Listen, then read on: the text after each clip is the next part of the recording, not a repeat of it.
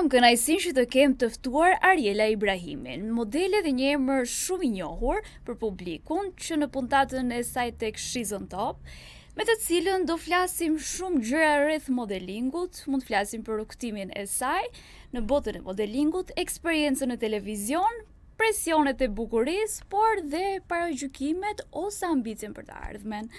Ariela, shumë kënaqësi që të kam të ftuar e dashur. Faleminderit. Si e në radhë të parë?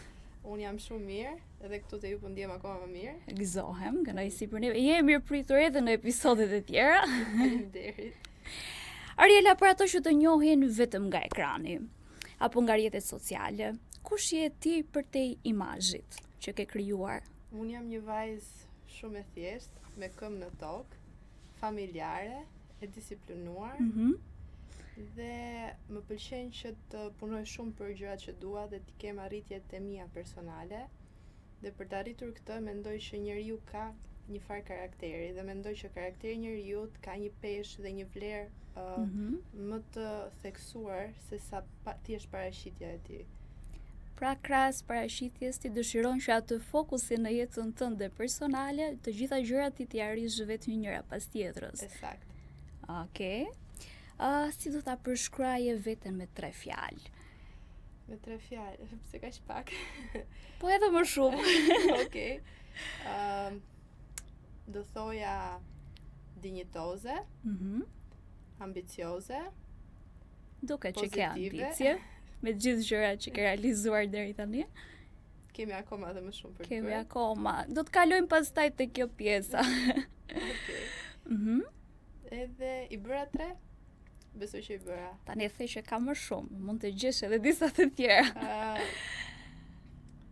Le të qëndrojmë tek këto të treja. Le të qëndrojmë tek këto të treja. Edhe Okej, dinjitoze, sinqert. I ke të gjitha. Por si nisi rrugtimi yt në modeling, krahas gjithë këtyre gjërave që ty të karakterizojnë? Atëherë, mua gjithmonë ka pëlqyer modelingu, të them të drejtën. Që kur jam qenë më e vogël dhe ndiqja ato sfilatat e Victoria's Secret, dhe shifja ato modelet e famshme dhe i kam pas shumë qef, i kisha ëndër domethënë. Cilën modele kishe pak më shumë qef Do të them një që edhe e kam takuar në jetën. E ke takuar edhe nga afër? Patjetër, është Adriana Lima.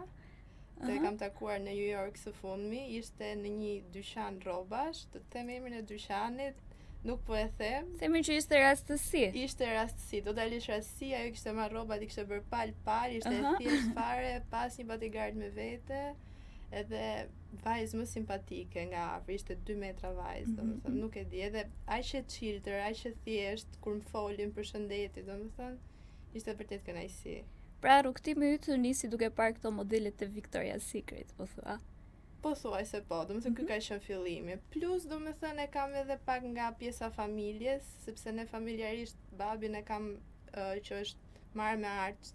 Është marrë me art. Gjithë jetën e tij dhe neve kemi anuar gjithmonë nga kjo pjesa e të bukurës. Dhe ti vendosi që të kaloje pak te pjesa e modelingut. Okej. Ndoqë rrënjët. Kush ishte ai që të shtyu më shumë drejt kësaj rruge? Krahas babit që ishte në pjesën e arteve, le të themi. Familja ime ka qenë supportuesja ime më e madhe, përveç domethënë dëshirës dhe pasionit tim për modelingu, ka qenë familja. Sa vjeçe ishe kur e nisi rrugën e modelingut? Mund të kemi qenë rreth të 17-ave, diçka e tillë. Tek 17 vjeç. Po. Relativisht një moshë e vogël me impenjimet e tjera që duhet kemi që le të themi janë shkolla, po. Duke marrë parasysh që kemi edhe vajza të reja në modeling që po hyjnë akoma në një moshë akoma më të vogël. Akoma më të vogël. A është e vështirë rruga e modelingut në Shqipëri sipas teje me eksperiencën që ti ke deri tani? Po është e vështirë, por nëse je këmbgulës, punon fort me veten, ke disiplinë dhe ke dëshirë mbi të gjitha të arrish diku, jam e sigurt që çdo kush mund të arrijë, dhe mjafton pasioni mbi të gjitha. Dhe nuk ka rëndësi vendi, po thua. Patjetër që po. A vlerësohet siç duhet kjo gjë në Shqipëri? Personalisht, unë jam vlerësuar, duke marrë parasysh faktin që kam punuar me Icon e showbizit Shqipërisë, domethënë edhe kam pas fatin mbase që të punoja dhe kjo më ka bërë edhe të eci përpara. por duke marrë në konsiderat që kemi shumë modele të tjera dhe që bashkëpunojnë me njerëz të çfarëdoshëm që mund t'i dalin para, kompani marketingu, fotograf, që nuk janë të majave të larta dhe marrin disa pagesa jo dhe aq të kënaqshme, le të themi. Pra, jo për të gjithë vlen ajo standardi i pagesës së kënaqshme. Por me që jemi pak tek pjesa e pagesës, në qoftë se ti do të bashkëpunoje me një vend, do ta bëje për pjesën e pagesës apo më shumë tek pjesa e eksperiencës, ku je në fokus tani? Me një vend në lidhje me një biznes, me një lokal, për shembull, marrim në lidhje me diçka që ka lidhje me modelingun. Unë të them të drejtën, çfarë kam bërë deri më sot nuk e kam bërë asnjëherë për pagesë, e kam bërë vetëm për pasion, për dëshirë, për të dhënë më të mirën time, që unë të dalë sa më mirë dhe biznesi që unë kam reklamuar të dali sa më mirë po ashtu. Unë jam nga ato që e kthej fotografin 500 herë mbrapsht, 500 herë derisa ajo të dali perfekte. Po, dhe kam këtë raportin që X-s ta tregoj foton, nga që lodhen dhe ato. Nga që lodhen, thotë më mirë X se për rregullojmë vetë. Foton e kanë, e shkrepin, po unë dua që t'jap akoma më të mirë dhe t'arrim atë rezultatin perfekt. Ti je ajo që i kthehet 100 herë asaj gjës. Patjetër, nga që e bëj me shumë pasion. Prandaj arrim këtu te fakti që unë nuk e bëj për lek, e bëj për pasion dhe leku rrjedh vet. Kuptoj. Nga të gjitha këto bashkëpunimet që ke patur dhe në vendet ku ke marrë pjesë, a ka pasur raste që e ndjer pak e nënvlerësuar, le të themi? E nënvlerësuar mund të kem ndier në ndjej në vlerësimi deri diku, por jo që jam ndier shpesh, le të themi, më shumë se jam ndier në vlerësuar, unë jam ndier mbi vlerësuar. Kam njerëz që më vlerësojnë patjetër më shumë se ç'duhet për atë që bëj, ose mbase ato më shohin kështu, unë jam në sytë atyre dukem perfect, jap atë versionin tim më të mirë. Unë nuk e arrit ta shikoj veten deri në atë farë niveli ku më shikojnë njerëzit, se normalisht askush nuk e shef dot veten, po unë mendoj që njerëzit më vlerësojnë shumë. Dhe jo e mendoj, po dhe ma thonë, dhe më vlerësojnë. Dhe këto i kam edhe me fakte. Rrethohem nga njerëz shumë të mirë pozitiv, qoftë edhe në shoqëri, familjes, me llogarisë, në punë, dhe kudo. Dhe më vlerësojnë shumë, më suportojnë shumë dhe këto më bëjnë që mund të eci përpara. Kjo është e mirë në fund të fundit, po me që ishim pak tek pjesa në vlerësimit, se male pak për gjysëm. Cili është ai rast që le të themi nuk e ndjer aq mirë? Atëherë, do jap një shembull. Po kjo ka të bëj pak edhe me pagesën, puna në vlerësimit, ose mbase unë kështu e lidh. Për shembull, kam pasur një biznes që ato kishin shumë dëshirë të më kishin mua si modelen e tyre për t'i reklamuar dizajnot, dhe për pjesën e veshjeve bëhet fjalë. Po, dhe kur i dhash çmimin, nuk është se ishin të mundur ta paguanin atë shifër, edhe thjesht kërkonin një farë ulje, një farë zbritje, dhe i thash që shiko se ky është standardi, përfshin këto gjëra. Shiko, thanë ato, ne me shumë dëshirë do donim të kishim ty, po për momentin nuk e arrim dot. Në të ardhmen shpresojmë shumë që të kapim vlerën dhe të marrim. Po kjo nuk është se të bën ty më pak të nënvlerësuar. Do të thënë ato kishin shumë dëshirë të punojnë me mua, po thjesht nuk më arrinin dot. Thjesht nuk arrinin dot. Dhe mua më vinte edhe shumë keq, domethënë nga një anë, po janë shumë gjëra që duhen paguar, kupton, si një modele ka edhe pjesën e make-upit, ka edhe shumë gjëra tjera që duhet të marrë. Janë shumë shpenzime që përfshihen në këtë mes. Patjetër. Nëse ndalesha pak tek pjesa e Shizon Topit, ti ke qenë konkurrente tek Shizon Topi. Po. Si e kujton atë eksperiencë? Unë do thoja që ajo është një eksperjencat e mia më të bukura që kam kaluar deri më sot dhe që do ngelet gjatë në memorien time. Nuk është se kam ndonjë detaj që do doja ta flisja nga atje. Kush të shtyu më shumë që të merrje pjesë në Shizon Top, apo ishte dëshira jote? Ishte dëshira ime. Atëherë unë kam qenë në fillimet e karrierës time kur u hapën aplikimet për Shizon Topin, dhe nuk e mbaj mend se kush më solli linkun, një nga shoqet, dhe më thonte apliko këtu se ti je më e mira, do e fitosh, shkoj jepi një mundësi vetes. Dhe unë them drejtën, nuk u futa kurrë me mendimin që unë do aplikoj sepse dua ta fitoj. Po e them këtu dhe për herë të parë, unë nuk e kam ndjekur kurrë Shizon Topin, as se ke ndjekur kurrë më përpara? Kurrë. Domethënë nuk e dija se çfarë bëj. Dhe pa pritur një ditë u gjende që more pjesë vet. Bëra aplikimin dhe formularet. Këtë shiko, e bëra sepse unë e pa Shizon Topin si një trampolin. Thash, duke qenë që isha në hapat e mi të parë, mendova që ta provoj një herë, t'i jap një mundësi vetes, të shikoj deri ku do arri. Mbas unë s'jam fare për këtë sport, te e lë aty. Por që Shizon Topi më hapi shumë dyer në të ardhmen, edhe mendoj që unë bëra shumë mirë që u futa. jam mirënjohëse ndaj gjithë skuadrës edhe Top Channelit si familje, që më hapën dyert, si fillim ato të parë, dhe më pas më hapën shumë dyert të tjera nga ato. Po ajo ishte, le të themi, ajo pjesa e parë që ty të që ty të ndihmoi. Ajo ishte pjesa e parë, vërtet. Çfarë mësove për veten gjatë atij formati, sepse realisht keni qenë shumë konkurrente, keni patur situata të mira dhe ndoshta ajo dha ishte bukura. Më shumë backstage nuk ka qenë të bukura. Më shumë në backstage. Do thuar që është ajo fasada e jashtme që tregojnë të gjitha të pjesën e mirë. Unë për veten time mësova që unë isha më e fortë se ç'mendoja se isha.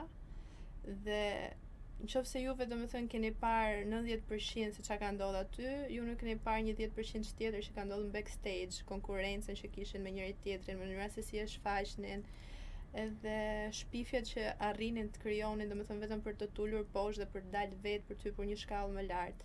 Pra, ekzistonte kjo pjesa e konkurrencës pas skenës. Patjetër, edhe ishte shumë e theksuar pas skenës. Shumë e theksuar. Domethënë edhe në dalje, edhe në miqësitë që krijoheshin, në grupet që bëheshin. Çdo gjë ishte pjesë e një sulmi, le të themi, konkurenca e madhe që secila duhet. Unë në fillim të them të drejtën, mbase nga që u shfaqja dhe si ajo vajza që nuk e kisha ndjekur Shizon Topin më përpara, më morën kështu si se kjo vajza është e re, nuk e ka bërin ç'a bëhet këtu, edhe kisha marrëdhënie të mira, relata relativisht mira me të gjithë. Më pastaj, kur fillova domethënë të ecja, duke u shfaqur si fotoja më e mirë e javës, duke komplimentuar dhe nga juria shpesh. Aty pastaj filloi e gjitha. Aty filloi pastaj duke nxjerrë fytyrat e vërteta se kush ishin.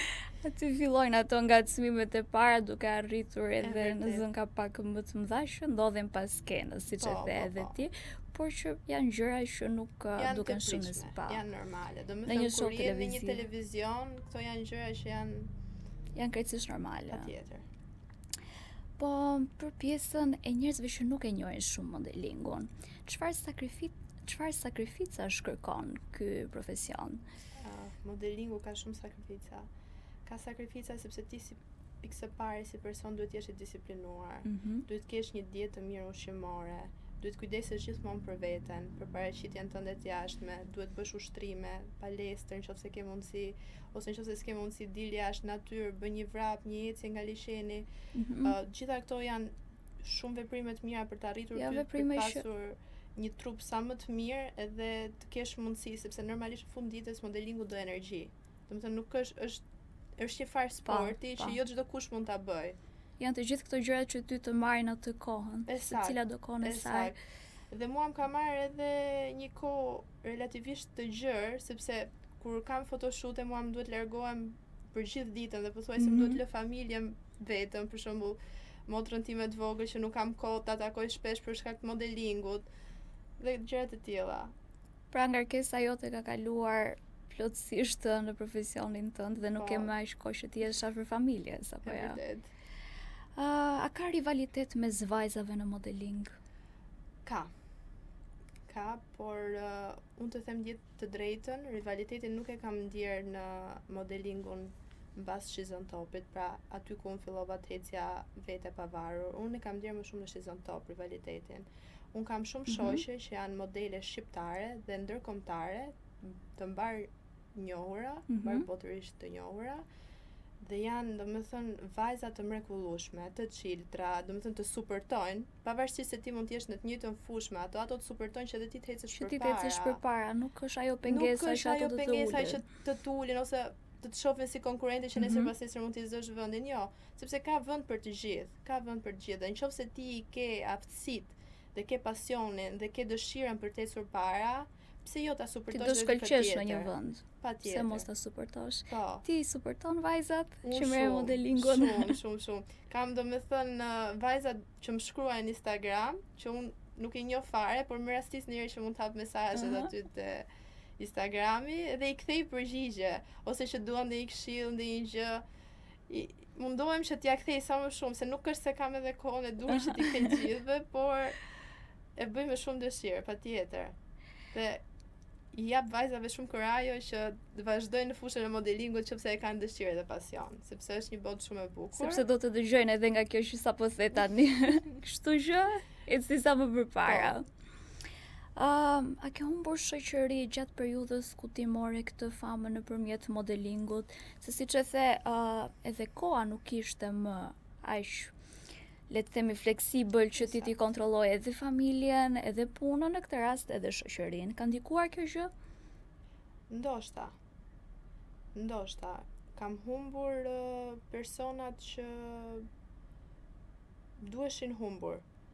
Në kuptimin që unë kam kuptuar se kush janë personat e vërtet që më duan dhe më suportojnë pa kushte.